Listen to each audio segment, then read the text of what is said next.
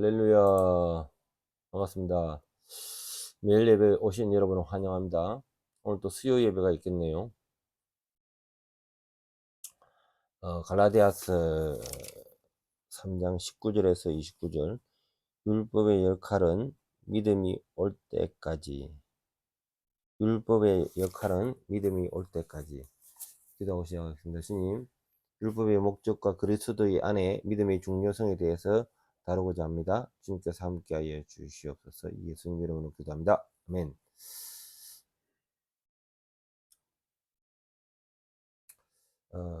19절에 19절에서 22절까지 율법의 목적.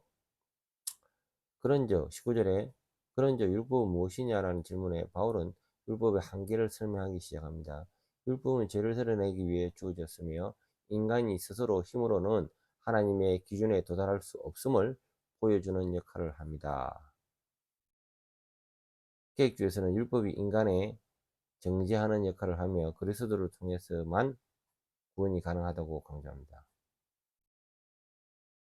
율법은 우리가 구원받기 위해 지킬 수 없는 완전한 기준을 제시합니다. 율법은 죄를 드러내며 우리는 그리스도 대속이 아니며 구원받을 수 없는 연약한 존재임을 깨닫게 됩니다.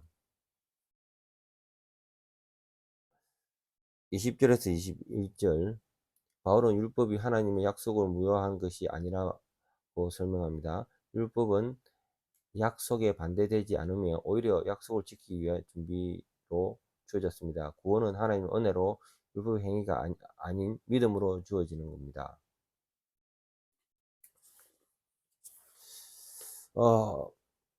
많은 사람들이 율법을 안 좋은 거다라고 생각하고 있는데 율법은 좋은 것입니다. 다만 율법주의는 안 좋은 것입니다. 율법이 있음으로 인해서 이것은 죄가 아니다라고 알 수 있습니다. 그런데 율법을 율법을 지켜야 되지만은 다 지킬 수는 없다는 겁니다. 그러므로 우리는 구원에 있어서는 율법의 행위가 아닌 하나님의 약속을 신뢰하는 믿음의 근거로 우리가 구원을 받는다는 말씀이 이어지겠습니다. 22절, 모든 사람은 죄 아래 갇혔지만 예수 그리스도를 믿는 사람에게 구원이 주어집니다. 바울은 믿음으로 인해 어려움을 강조하며 구원은 율법이 아닌 하나님 주권적인 은혜로 주어집니다.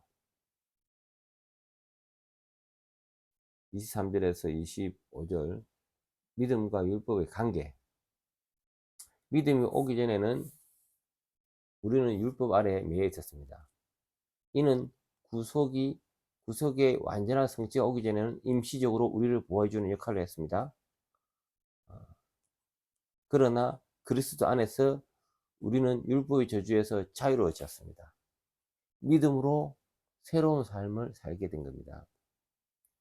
24절, 율법은 우리를 인도하는 초등선생, 몽학선생이라고 하죠.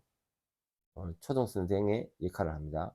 한마디로 기초에 인도해주는 역할을 하는 겁니다. 갑자기 고급 단계를 갈 수가 없어요. 이 초등선생은 당시 어린아이들을 가르치는 인도하는 역할을 하던 사람을 의미합니다.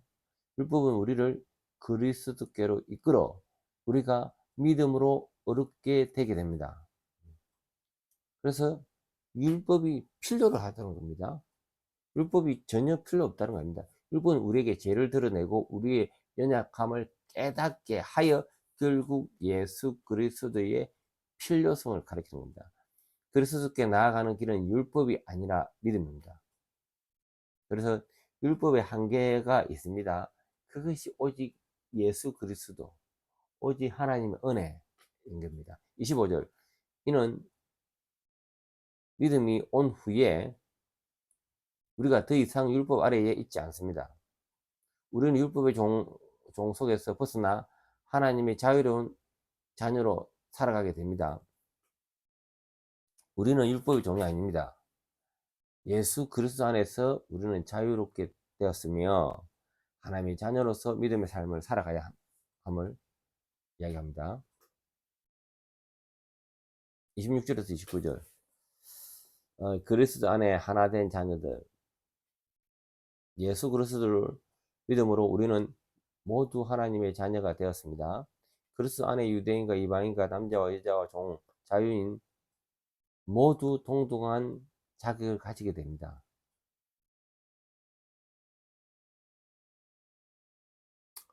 교회 안에서 모든 성도는요, 그리스도 안에서 동등한 하나님의 자녀인 겁니다. 차별이 없는 겁니다. 평등한 겁니다. 서로 사랑하고 섬기며 하나님 나라를 위해 함께 일해야겠습니다. 27절. 그리스도와 연합한 사람은 세례를 통해 그리스도의 옷을 입는 자가 됩니다.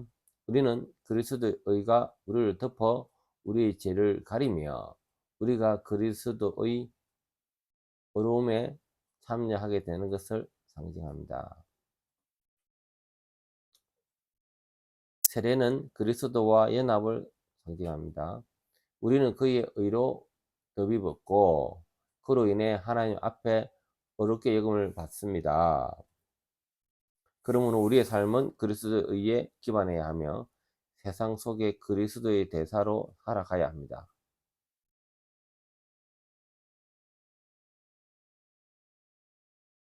자, 이 세례는요, 27절.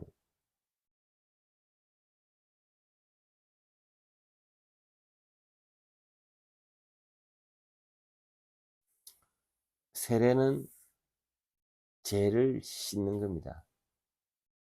그리고 그리스도와 함께 하는 겁니다. 28절.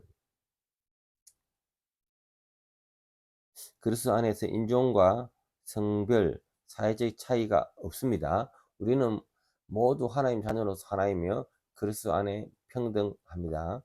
신앙 공동체 안에서 어떤 차별도 있어서는 아니 되겠죠. 우리는 그리스도께 속한 자라면 아브라함 자손이요 약속에 따라 유업을 이을 자입니다. 이것은 하나님의 주권적 선택과 약속의 성취를 보여줍니다.